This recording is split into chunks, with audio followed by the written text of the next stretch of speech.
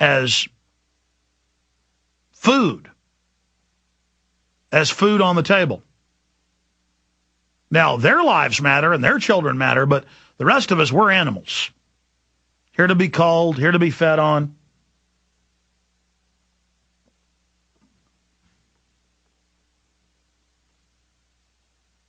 Here to have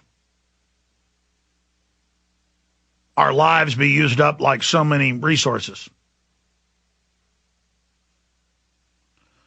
And the globalists talk about that. You know, they say we're just animals, and it's survival of the fittest, social Darwinism, that it's okay what Hitler did, and what Stalin did, and what Mao did, and what Pol Pot did. And it's okay all these horrible things governments have done, because might makes right. If you're in power, that means you're, in a social Darwinistic sense, the best. And so it's your right to do that.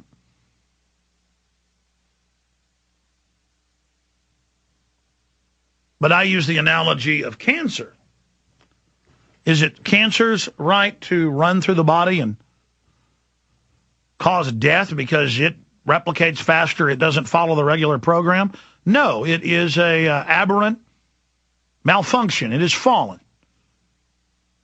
It doesn't produce strong, vibrant, dynamic, uplifting, beautiful societies. Freedom and liberty does.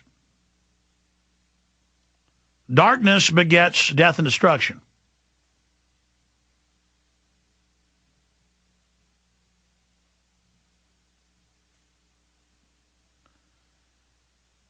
And the establishment knows there is good and evil. They talk about how they're beyond good and evil, but they know they are of the cloth that we would call evil. They would call strong, dominant. And so they kill 1,300,000 Iraqis. They kill 500,000 kids here in the U.S. with abortion. What is it if the cop tasers you to death or cop shoots you in the back? What is it if they euthanize old people? Where does it end there? Where does it stop? It doesn't. If it's for the earth, go ahead and kill the majority of us. But they aren't killing, they aren't setting up world government to cull the population because they care about the environment. The elites are actually busy playing God, remaking the environment. They're killing and wiping people out because they're control freaks and it's their nature and they enjoy it. And they are challenged by good people. They are challenged by people that have love and light. They are challenged by people that truly want to build a better society and go to the stars, because that threatens their monopoly of power. So they want a new dark age with sequestered, coveted, protected high-tech zones hoarded under their control, and they're fighting with each other over it. They bring death, and they love death. Remember growing up reading Bible passages, you know, lovers of death. In fact, well, one of you, in fact, I'll just do it. I can search engine it. They were lovers of death. And that'll give me the verse. They were lovers of death.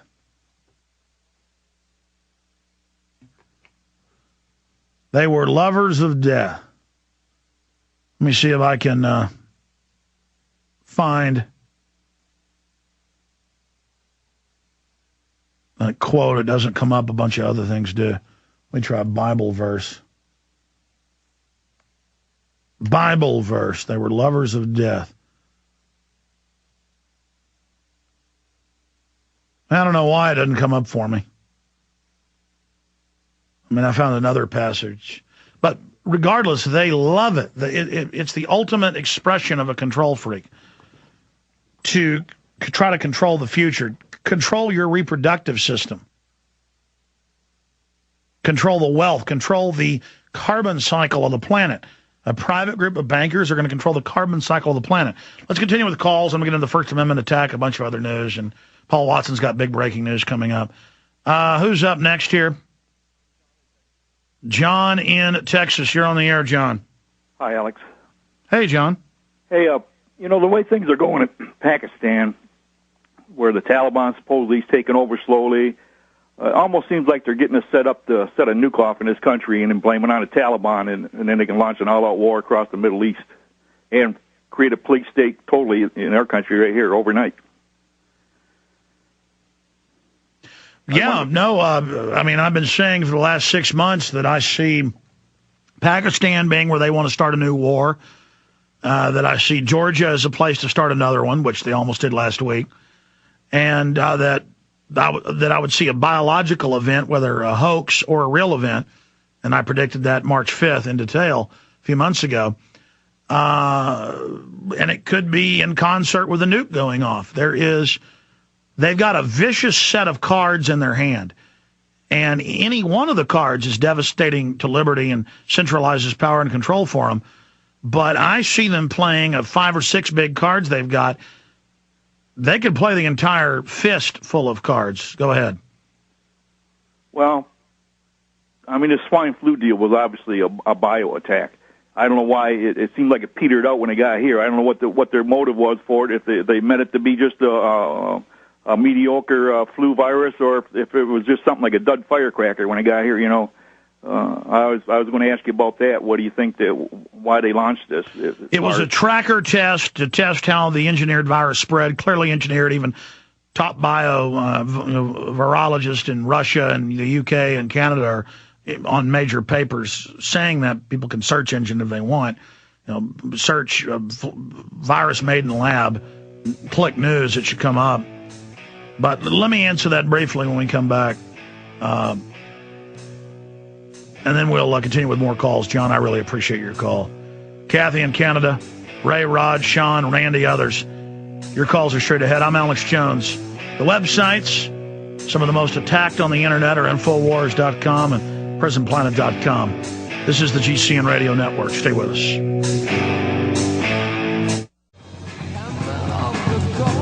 Let's talk to Ray. I said I'd answer that last caller's question, and I'll go to Ray in Colorado, Rod, and others. Look, it's clearly a engineered virus. We've gone over all the reasons why. It's clearly meant to track the spread of the virus. We've talked to virologists, and after we reported this, I make the point that we're not making this stuff up. It later comes out in the media. They're saying it could be the perfect virus, the way it's designed to combine with new DNA, RNA, to be technical, strands that would then infect humans more readily and be even more deadly.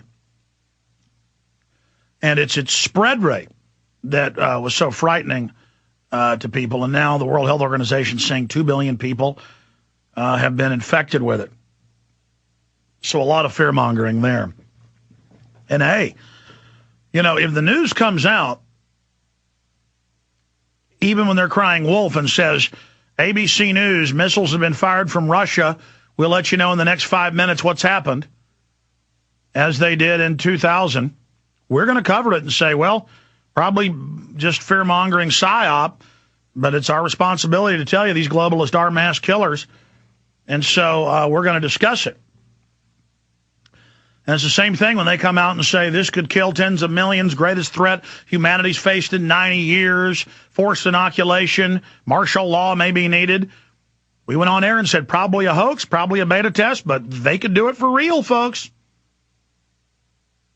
Just like when Air Force One flew through the middle of Manhattan during all of that, clearly trying to connect somehow 9/11 to bird flu and swine flu in people's minds. It was clearly done to create some type of panic, to try to reinvoke fears. And then I said, there's no way the feds didn't know about that. There's no way they didn't know that would cause a panic. And then it came out. They knew it would cause a panic and said it's secret. Don't tell the public. And then they said it was a photo op, but they won't release the photos when they could have photoshopped it. Charlie Sheen called me up to make that point. I hadn't thought of that. He goes, Alex, they could have just photoshopped that. This is some psyop. I said, I agree with you, buddy. What a weird world. Just don't want to give credit to where that point came from. All right, let's go back to the calls here. Let's talk to Ray in Colorado. Ray, go ahead. Hi, Alex. How are you today? I'm really doing great, Ray. I was going to say I'm not sure it's the verse you want, but it's in 2 Timothy chapter 3. You might want to look that chapter up for all your descriptions of evil men and imposters. But I just wanted to talk about. Well, read it to us, and then I'll hold you over. But do you have the passage in front of us?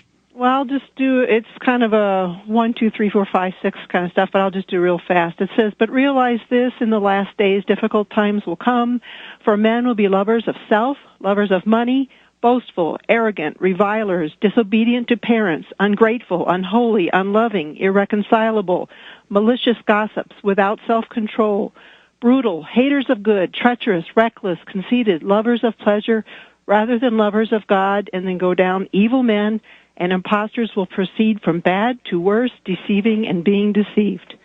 And to me, that is the dark spirit that permeates all this worldwide destruction. And yes, I know those passages, and I think they're the most powerful in the Bible. And, yes. And there's another one that was there after their father, the devil, the father of lies. But there's another one that they love death. And they do. They love death. And I'm just in love with life.